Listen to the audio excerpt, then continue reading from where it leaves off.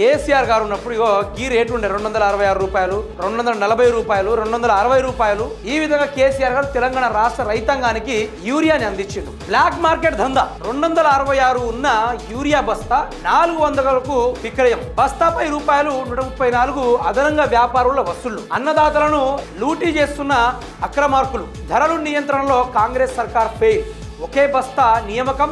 వ్యవసాయ market fed ఆఫీసర్ల black దందా. ప్రభుత్వంపై రైతు సంఘాలు ఆగ్రహం. తాళం తెరిచి ఎరువుల సోరి. తాడిచెర్ల పిఎస్ఎస్ లో 50 బస్తాల మాయమాట. ఏ మాయం లేదు, గీయం లేదు. వీళ్ళంతా బ్లాక్ మార్కెట్ల అమ్ముకుంటున్న వ్యవస్థ. కర్ణాటక నుంచి 50,000 మెట్రిక్ టన్నుల యూరియా తెప్పిస్తున్నట. ఏది తెలంగాణ రాష్ట్రంలో దగ్గర 80 లక్షల పైగా ఎకరాలు భూమి సాగులోకి చేస్తా ఉంటే కేసీఆర్ గారి హయాంలో ఉన్నప్పుడు 28 లక్షల మెట్రిక్ టన్నుల యూరియాను ఉపయోగిస్తున్నారు ఒక్క వానాకాలం వైపే. అట్లాంటిది ఈ 50,000 మెట్రిక్ టన్నుల యూరియాను తెప్పిస్తే ఒక ఎకరానికి మూలకు కూడా రాదు. ఎవరికైనా ఇస్తావు.